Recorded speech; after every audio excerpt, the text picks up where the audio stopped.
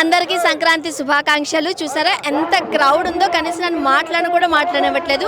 ప్రస్తుతం మనం ప్రకాశం జిల్లా ఎర్రగొండపాలెంలో ఉన్నాము. ఎర్రగొండపాలెం నియోజకవర్గం వైసీపీ ఎమ్మెల్యే చంద్రశేఖర్ గారి ఆధ్వర్యంలో ఇక్కడ ఎడ్ల పందాలు నిర్వహిస్తున్నారు. ఇంతవరకు మనం స్క్రీన్ మీద మాత్రమే ఎడ్ల పందాలు చూసాం. బట్ రియల్గా ఎడ్ల పందాలు కనుక జరిగితే ఎలా ఉంటుంది, క్రౌడ్ ఎట్లా ఉంటుంది, వీళ్ళందరినీ చూస్తే మీకు అర్థమవుతుంది. సో వాళ్ళతో మాట్లాడదాం. వాళ్ళు ఎక్కడి నుంచి వచ్చారు, ఎడ్ల పందాలు ఎలా నిర్వహిస్తారు, గ్రామస్తుల నుంచే మనం తెలుసుకుందాం. ఎప్పుడు మనం టీవీలో చూస్తూ ఉంటాం ఎడ్ల పందాలు, రైట్? బట్ ఇప్పుడు చూస్తే అర్థమవుతుంది ఇక్కడ ఎంత కోలాహలం ఉంటుందో. ఎవరైనా మాట్లాడతారా ఎడ్ల పందాల గురించి అని? మీరు మాట్లాడతారా? మీ పేరు, మీరు ఎక్కడి నుంచి వచ్చారు? నడిగట్టు నుంచి వచ్చామండి. మాట్లాడండి. నడిగట్టు నుంచి వచ్చాము. ఎద్దుల పోటీలు పెట్టిన కాబట్టి చూడటానికి వచ్చాము.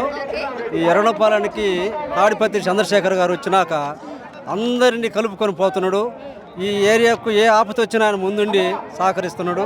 ఇలాంటి నాయకుడు మాకు ఎప్పుడు ఉండాలని మేము కోరుకుంటున్నాం. Thank you. అంటే ప్రతి సంవత్సరం నిర్వహిస్తారా ఇలానే?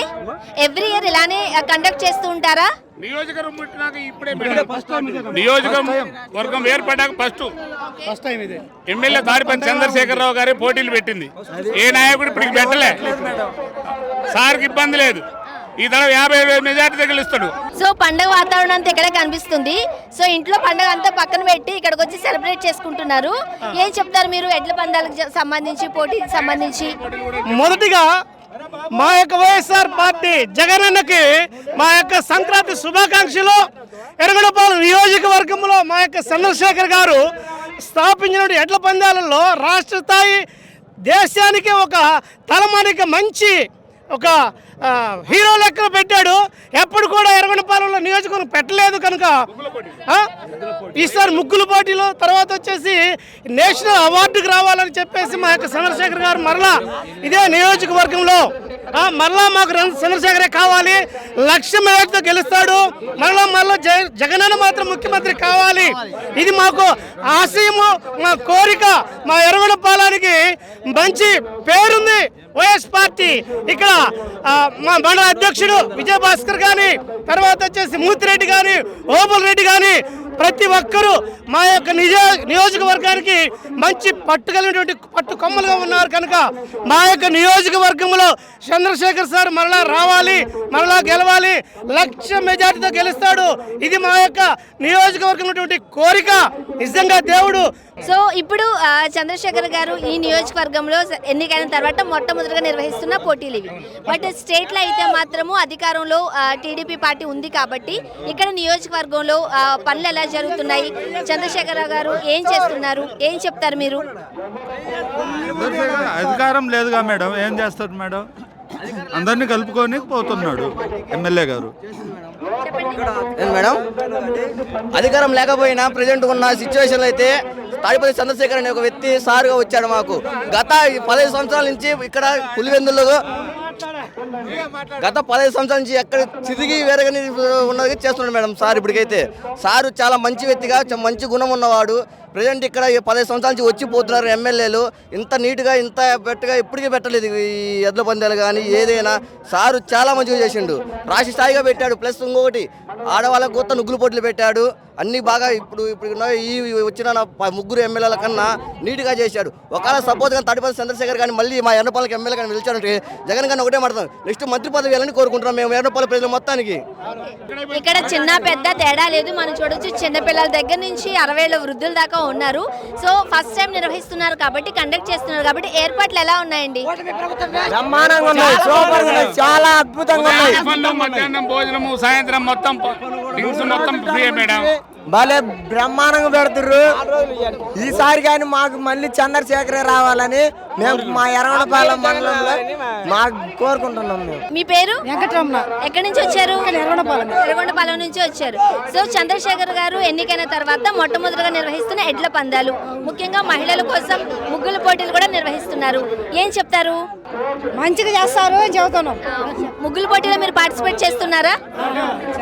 చేస్తున్నారా? ఇక్కడ చూస్తే వేల సంఖ్యలో వచ్చారండి, వందల సంఖ్యలో కాదు.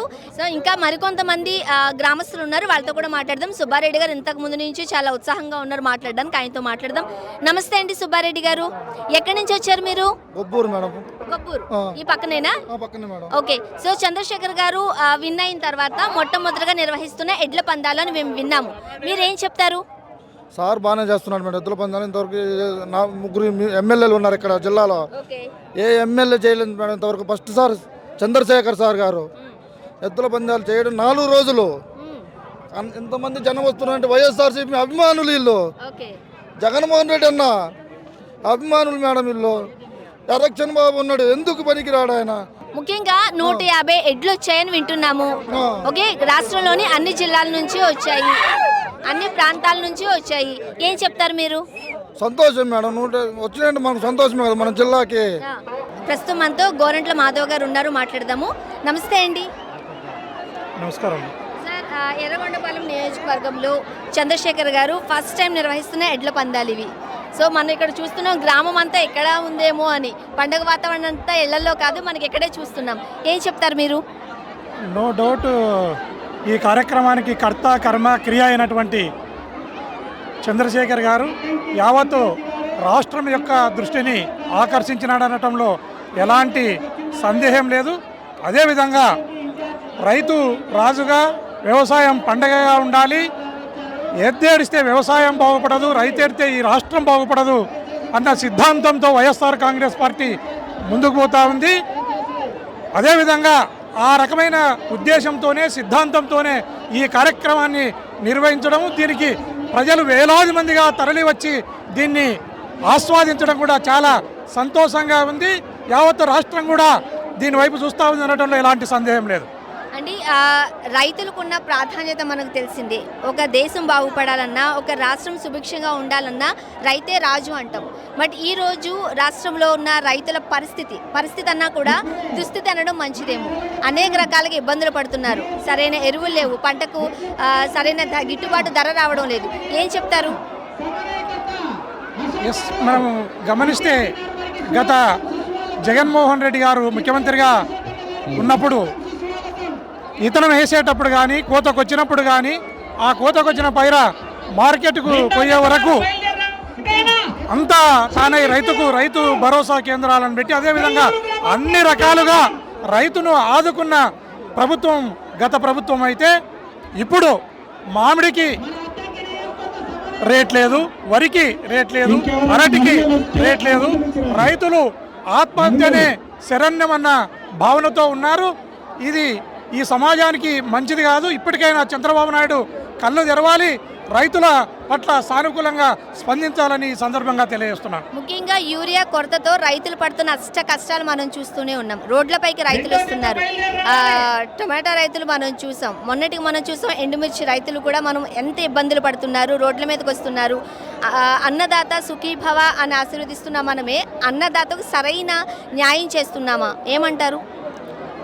100% చంద్రబాబు నాయుడు గారు అంటేనే రైతు వ్యతిరేకి అనేది రైతు బాంధవులు ఈ రాష్ట్రంలోనే రైతులందరికీ తెలిసినదే.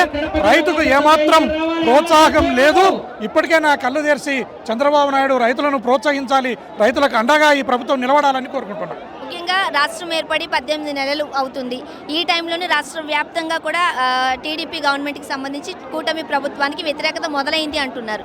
మరి నెక్స్ట్ ఎవరు వస్తారంటున్నారు? వైసీపీ అధికారంలోకి వచ్చే ఛాన్సెస్ ఎంతవరకు ఉన్నాయి? దాంట్లో డౌటే లేదు. ఎప్పుడు ఎలక్షన్ జరిగినా జగన్మోహన్ రెడ్డి గారు ఓడేది లేదు, చంద్రబాబు నాయుడు గెలిచేలేదు. ఇది ప్రజలు ఆల్రెడీ నిర్ణయించుకున్నారు. ఇది నిజము, ఇది సత్యం. సో జగన్మోహన్ రెడ్డి గారు ఇంటికే పరిమితం కాకుండా, లేకపోతే బెంగళూరుకే పరిమితం కాకుండా ఇలా ప్రజల్లోకి వచ్చి మాట్లాడితే ఖచ్చితంగా నెక్స్ట్ వచ్చేది వైసీపీ అంటున్నారు, మీరేం చెప్తారు? జగన్మోహన్ రెడ్డి గారు ఎప్పుడు బయటకు వచ్చినా లక్షలాది మంది జనం బయటకు వస్తున్నారు. ఆయన బయట తిరుగుతారు, పాదయాత్రను మొదలు పెడతారు, జనంలోనే ఉంటారు. థ్యాంక్ యూ అండి, థ్యాంక్ యూ సో మచ్ అండి. మనతో పాటు కేతిరెడ్డి గారు ఉన్నారు, మాట్లాడదాం. నమస్తే అండి. అసలు ఈ గ్రామస్తులను చూస్తుంటుంటే సంక్రాంతి పండుగ అంతా ఇక్కడే ఉందా అనిపిస్తుంది. ఎర్రగొండపాలెంలో మొట్టమొదటిగా చంద్రశేఖర్ గారి ఆధ్వర్యంలో 150 ఎడ్లు పాల్గొంటున్నాయి, మీరేం చెప్తారు? డెఫినెట్గా ఈ ప్రాంతంలో ఈ ఎడ్ల పోటీలు మామూలుగానే ఫేమస్. సో దీన్ని తాడిపత్రి చంద్రశేఖర్ గారు ఒక పెద్ద ఎత్తున తీసుకొని ఈ సంక్రాంతి సంబరాల కార్యక్రమంలో భాగంగా ఇది చేయడం జరిగింది. దీంట్లో పెద్ద ఎత్తున కూడా అందరూ కూడా పార్టిసిపేట్ చేయడం జరిగింది. ఎద్దులు పార్టిసిపేట్ చేయడం మొదలైంది 4 రోజులుగా. జనాలు కూడా రోజు వేల సంఖ్యలో పార్టిసిపేట్ చేయడం జరిగింది. ఒక ఆర్గనైజ్డ్గా కూడా చంద్రశేఖర్ అన్న ఈ ఈవెంట్ చేయడం జరిగింది. ఈ సంబరాల కార్యక్రమం డెఫినెట్గా రైతాంగానికి అదేవిధంగా ఈ ఎద్దుల పోటీ అనేది ఒక ఆనందదాయకం. సో రాష్ట్రంలో రైతులు పడుతున్న కష్టాలు చూస్తూ ఉన్నాము. ఇక్కడ రైతే రాజులా కనిపిస్తున్న దృశ్యాలను కూడా మనం చూస్తున్నాము. కూటమి ప్రభుత్వంలో రైతులకు సంబంధించి సరైన న్యాయం జరుగుతుందని మీకు అనిపిస్తుందా? అంటే మనందరికీ తెలిసినదే, చంద్రబాబు నాయుడు ఉంటే అతివృష్టి లాంటి అనావృష్టి మధ్యలో ఏడా ఉండదు. రైతులు బాగుపడే కాలాలు ఎక్కడ కనపడవు అనమాట. ఎందుకంటే ఆయన ఉంటే పంట ఎక్కువ వచ్చిందనుకో గిట్టుబాటు ధర కల్పించలేడు, లేదంటే కరువు ఉందనుకో అసలు ఏంది లేని పరిస్థితి. సో ఈ రాష్ట్రం ఖచ్చితంగా చంద్రబాబు నాయుడు ఉన్నంత వరకు కూడా అతివృష్టి అనావృష్టితోనే ఉంటుంది. మొన్న కూడా ఇక్కడ పొగాకు రేటు పడిపోయినప్పుడు కూడా జగన్మోహన్ రెడ్డి గారు రావడం జరిగింది. డెఫినెట్గా మనం అందరం అనుకుంటుంటాం రైతే రాజు అని. అది పేపర్ల వరకే ఉంది, కానీ ఆయన చేయడంలో ప్రభుత్వాలలో కూడా ముందుకు వచ్చి చేసుకుంటారు. ఆ విధంగా చేసిన నాయకుడు ఎవడైనా ఉన్నారు అంటే అది మొట్టమొదటి మొదలుపెట్టినది వైఎస్ రాజశేఖర రెడ్డి. ఆయన వచ్చినప్పుడే ఉచిత కరెంటు కావచ్చు, పంటల బీమా కావచ్చు, రుణం మాఫీ కావచ్చు, ఇలాంటి కార్యక్రమాలన్నీ చేయడం జరిగింది. ఇప్పుడు వచ్చిన ప్రభుత్వాల్లో ఆ విధంగా ముందుకు తీసుకుపోతున్న నాయకుడు ఎవరు కనపడలేదు. కూటమి ప్రభుత్వం ఏర్పడి 18 నెలలు, సుమారుగా 19 నెలలు కావస్తోంది. 19 నెలల పాలనకు సంబంధించి ఏం చెప్తారు మీరు? చెప్పుకోవడానికి ఏముందమ్మా, అంత పచ్చ మీడియా ఒక చిడతలు తప్ప ఏంది కనపడటం లేదు. ఇక్కడ ఆహో ఓహో అని చెప్పుకోవడము, సెల్ఫ్ గోల్ వేయడము. ఇప్పుడు మొన్న చెప్పాడు కదా, ఈయన పోతా అంటే లండన్లో కూడా కోహినూర్ దాచిపెడతా అంటారని. ఇంకా మళ్ళీ చెప్తున్నాను, ఇంకో 4 ఏళ్ళు పోతే జనాలు దాపెట్టుకుంటారు, నువ్వు వస్తా అంటే ఎవడే కానీ కనపడ్డు. ఖచ్చితంగా ఈ ఎలక్షన్స్లో ఆయన గుణపాఠం పెట్టే విధంగా 2029 ఎన్నికల్లో మనం జగన్మోహన్ రెడ్డి గారిని మళ్ళీ ముఖ్యమంత్రిగా చూడగలమంటారా? ఏం చెప్తారు? డెఫినెట్గా అండి, ప్రజలకు ఇప్పుడిప్పుడే అన్నీ తెలిసి వస్తున్నాయి. గతంలో వచ్చిన దానికంటే కూడా కొత్తగా వచ్చేదాని మీద ఎక్కువ ఆలోచించినారనమాట. ఇప్పుడు తెలిసింది నాయన జగన్మోహన్ రెడ్డి ఇవన్నీ చేసినాడు, ఇంకెవడు చేయడు. ఆయనకైతేనే పేదవాడు యొక్క ప్రియారిటీ తెలుసు. ఖచ్చితంగా రాబోయే కాలంలో పేద మధ్యతరగతి కుటుంబాలు ఈ రాష్ట్రం బాగుపడాలంటే పేపర్ల మీద కాదు, గ్రౌండ్ మీద బాగుపడాలి. అది ఒక జగన్మోహన్ రెడ్డితోనే అవుతుందనేది జలా నమ్ముతున్నాం. ప్రభుత్వం యొక్క లోపాలను ఎత్తి చూపడంలో వైసీపీ నాయకులు కావచ్చు, వైసీపీ అధినేత జగన్మోహన్ రెడ్డి గారు కావచ్చు, ఎక్కడో వెనుకబడ్డారు. ప్రశ్నించడంలో మైకులకు మాత్రమే లేకపోతే మీడియా ముందు మాత్రమే పరిమితం అవుతున్నారు, కానీ ప్రజల్లోకి రావాల్సిన అవసరత ఎంతైనా ఉంది అంటున్నారు. మీరు ఏకీభవిస్తారా? ఏం చేయాలి జగన్మోహన్ రెడ్డి గారు మళ్ళీ అధికారంలోకి రావాలంటే? మీరు చెప్పాలి ఏం చేయాలని. ఇక్కడ పంటకు నష్టం వస్తే జగన్మోహన్ రెడ్డి వచ్చినాడు, ఒకటి కార్యకర్తకి ఇబ్బంది ఉంటే అక్కడ జగన్మోహన్ రెడ్డి పోతున్నాడు. ఎక్కడైనా ఒక రైతుకు సమస్య వచ్చినా, కర్షకుడికి కార్మికుడికి సమస్య వచ్చినా జగన్మోహన్ రెడ్డి ఉంటున్నాడు. ఎక్కడ లేడు జగన్మోహన్ రెడ్డి. ఈరోజు ఈ ఆంధ్రప్రదేశ్ రాజకీయం అంతా కూడా మొత్తం కూటమిలో ఉన్న 3 పార్టీలు జగన్మోహన్ రెడ్డి తోకమ్మడి తిరుగుతున్నారు. జగన్మోహన్ రెడ్డి తిరగకపోతే, జగన్మోహన్ రెడ్డి చేయకపోతే ఈ 18 నెలలు కావస్తున్నా ఇప్పటికీ జగన్మోహన్ రెడ్డి నామస్మరణం ఎందుకు చేస్తున్నారు వీళ్ళు? జగన్ అంటే ఎందుకు భయపడుతున్నాడు? బయటికి వచ్చేటప్పుడు సెక్యూరిటీ పెడతాడు, ఉండాలన్న సెక్యూరిటీ ఎక్కడ చూసినా వరకే కదా. రోజు పేపర్లలో ఆయన పేర్లు అయింది, ఒక రోజు రాయమని చెప్పండి, రాయలేరు. కాబట్టి జగన్మోహన్ రెడ్డి ఉన్నాడు, ఆ భయం ఉంది కాబట్టి అవన్నీ చేస్తున్నారు. ఫైనల్ ఒక మాట చెప్పండి, చంద్రబాబు నాయుడు గారి మీద ఉన్న కేసులకు సంబంధించి అవన్నీ మాఫీ చేసేసుకునే దిశగా ప్రయత్నాలు జరుగుతున్నాయి. ఇది బాగా చక్కర్లు కొడుతుంది ఏపీలో వార్త. నిజమే అంటారా? ఏం చెప్తారు మీరు? డెఫినెట్గా ఇది యాక్చువల్గా ఆయన ముద్దాయి ఉండి అన్ని కేసులలోనూ కూడా ఆయనంటూ వాడు మిస్రిప్రజెంటేషన్ ఆఫ్ ది ఫ్యాక్ట్స్ అని చెప్పి తీసేయించుకుంటా పోతున్నాడు. మామూలు ఒక కోర్టులో బెయిల్ ఇచ్చేటప్పుడు ఏమని ఆలోచిస్తుంది అంటే, ఇతను హైలీ ఇన్ఫ్లుయెన్సెడ్, ఇతను పొలిటికల్గా చాలా స్ట్రాంగ్, ఇతను బయటికి వస్తే కేసులన్నీ మాఫీ చేస్తారు అనే దాని మీద పీపీ వాదిస్తాడు. అవతలుండి లేదు సార్ మేము ఏమీ చేయము అని చెప్పి వాదిస్తాడు. ఈ కేసులో ఈయన ఒక ముఖ్యమంత్రి హోదాలో ఉండి ఈ కేసులన్నీ చేయడం అంటే ఖచ్చితంగా సాక్ష్యాలను తారుమారు చేస్తున్నట్టే, ఖచ్చితంగా కేసును ఇన్ఫ్లుయెన్స్ చేస్తున్నట్టే. ఆ విధంగా ఇన్ఫ్లుయెన్స్ చేస్తాడు కాబట్టి ఖచ్చితంగా ఇది ఏ కోర్టుకు పోయినా కానీ ఖచ్చితంగా ఆయన మీద పడుతుంది. ఆయన బెయిల్ రద్దుకు కూడా పిటిషన్ వేయాలని చెప్పేసి కోరుతారు. Next month Addanki incharge doctor Ashok Kumar garu ఉన్నారు, మాట్లాడదాం. నమస్తే అండి. నమస్తే అండి. సంక్రాంతి శుభాకాంక్షలు. థ్యాంక్ యూ అండి, సేమ్ టు యూ అండి. అశోక్ గారు, ఇక్కడ మనం కోలాహలం చూస్తున్నాం, గ్రామస్తుల సందడి చూస్తున్నాం. చంద్రశేఖర్ గారు తన నియోజకవర్గంలో మొట్టమొదటిగా నిర్వహిస్తున్న ఎడ్ల పందాలు ఏం చెప్తారు? 100% అండి. రెండు రాష్ట్రాలు మొత్తం ఉలిక్కి పడేలాగా ఒక్కసారి మీరు ఈ పండగ వాతావరణాన్ని చూడండి. సంక్రాంతి దినమున ఈ రోజున రైతులు గ్రామస్తులతో ఈ విధంగా చేయటం అనేది చాలా గొప్ప కార్యక్రమం అండి. ముఖ్యంగా ఎద్దు అనేది రైతు శ్రమకి గుర్తండి. దాంతోపాటు ఒక గ్రామానికి గర్వకారణం కూడా ఎద్దు. అలాంటి ఎద్దుల పోటీలను ఇక్కడ నిర్వహిస్తూ రాష్ట్రాలు మొత్తం 2 తెలుగు రాష్ట్రాలు కూడా ఇటువైపు చూసేలాగా చేస్తున్నటువంటి మా చంద్రశేఖర్ అన్నకి first of all Hartley congratulations చెప్తున్నాను. మన సంప్రదాయాలు సంస్కృతులు అంటే ఇలాంటివి ఉండాలి కానండి. కోటాను కోట్లు ఖర్చు పెట్టి ఆవకాయలు పప్పులు అలాంటివి కాదండి చేయాల్సింది. ఈ విధంగా రైతులకి ఎంకరేజ్ చేసే విధంగా ఉండాలి అనుకునే ఆ కార్యక్రమంలో భాగంగానే చంద్రశేఖర్ అన్న ఈ విధంగా చేయడం అనేది చాలా గొప్ప కార్యక్రమం అండి. డెఫినెట్గా రైతులందరూ ఎవరి పక్షాన నిలబడుతున్నారో మీరు ఒక్కసారి ఈ పండగ వాతావరణాన్ని చూస్తేనే మీకు అర్థమవుతుంది. రాష్ట్రంలో రైతు కష్టాల గురించి ఏం చెప్తారు? రైతులందరూ హ్యాపీగా ఉన్నారని మీరు అనుకుంటున్నారా? సుభిక్షంగా ఉన్నారని మీకు అనిపిస్తుందా? రైతు పరిస్థితి ఇప్పుడు ఎంత దుర్భిక్షంగా ఉందంటే అండి, ఒకప్పుడు రైతు అంటే దేశానికి రాజు అనేవాళ్ళండి. కానీ ఇప్పుడు పండిన పంటని అట్లీస్ట్ ముందు పండించుకోవటానికి కావాల్సిన ఎరువులు తెచ్చుకోవటానికే ఎంత స్ట్రగుల్ అవుతున్నారో దానికి కూడా పార్టీ కులం రంగు ముద్ది, అదేవిధంగా పార్టీ రంగు ఉద్ది ఏ విధంగా రైతుల్ని ఇబ్బంది పెడుతున్నారో మీ అందరూ గమనిస్తూనే ఉన్నారు. గత ప్రభుత్వంలో రైతు భరోసా కేంద్రాల వల్ల కానివ్వండి, ప్రతి పండించిన పంటకి మినిమం గ్యారంటీ స్కీమ్ ద్వారా కానివ్వండి, ప్రతి ఒక్క రైతుకి ఎంతో లబ్ధి పొందేవాళ్ళు. ఏదన్నా పంట నష్టం వచ్చినా కానివ్వండి వెంటనే ప్రభుత్వ పరంగా ఆదుకోవటం అవన్నీ చేసేవాళ్ళు. బట్ ఇప్పుడు అలాంటివి ఏమీ లేకపోగా రైతుని ఆల్మోస్ట్ వ్యవసాయం వదిలేలాగా ప్రయత్నిస్తున్నారంటే ఎంత దుర్భిక్ష పరిస్థితిలో ఉన్నారో ఒకసారి మీరే ఆలోచించుకోండి. ఈ పరిస్థితుల్లో 2029 ఎన్నికల్లో ఏ పార్టీ మళ్ళీ అధికారంలోకి వస్తుందంట?